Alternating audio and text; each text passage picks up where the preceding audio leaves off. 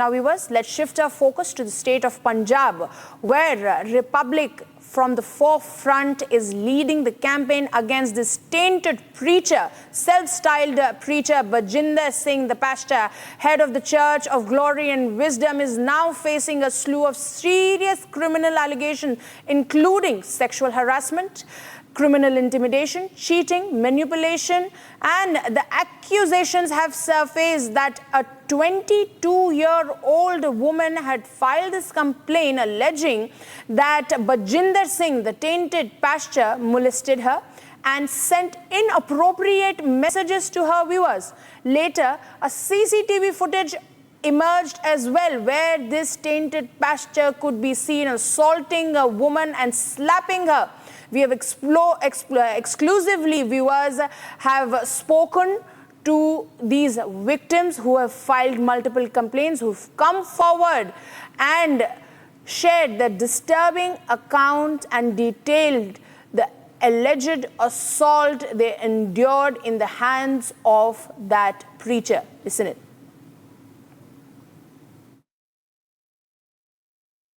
इस वक्त Republic TV के पास एक्सक्लूसिव वो महिला है और उनके साथ क्या कुछ हुआ है, ज़्यादा बात करने के लिए इस वक्त वो महिला ही हमारे साथ, उन्हीं से बात कर लेते हैं। सबसे पहले जानना चाहेंगे उस दिन क्या हुआ था आपके साथ। एक वीडियो है जो सोशल मीडिया पे वायरल हो रहा है। हाँ जी, उस दिन जैसे कि थर्सडे की मीटिंग थी, थर्सडे मीटिंग जैसे ही ख़त्म हुई तो हमें रोका गया था कि हमने बात करनी है।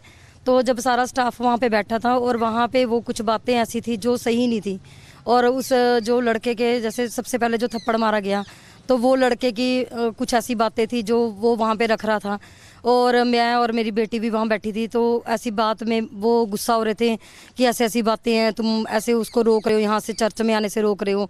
तो जब उनको थोड़ी से हाइपर हुए तो उन्होंने कोई वहाँ पे कॉपी वगैरह पड़ी थी, वो भगा के मेरे फेस के ऊपर मारी। वो और मेरी बेटी मेरी गोदी में थे और मुझे लगा मेरी बेटी के लगाए, और उसके बाद जब मेरे से गुस्सा उनका ख़त्म हो गया फिर वो उस लड़के को मारा, काफ़ी मारा उसको। तो ऐसी चीज़ें हुई हैं जो चीज़ें सही नहीं थी बिल्कुल भी जी। हाँ जी, ये चीज़ें हो रही थी वहाँ पे। आप वहाँ पे क्या करते हैं? आप वहाँ पे काम करते हैं, सेवा करते हो आप वहाँ पर? हाँ जी, मैं एज अ पास्टर वहाँ पे सेवा करती हूँ। कब से? अच्छा। हाँ जी, करती थी, अब तो मैंने छोड़ दिया है। Viewers, we just heard that gut-wrenching testimony. Also, meanwhile, we spoke to this victim who had accused the tainted pastor of attempting rape and molestation in 2018 as well. We have spoken to her. The victim had alleged that Pastor Bajinder came in contact with her in 2017 and lured her. Listen in to this testimony as well.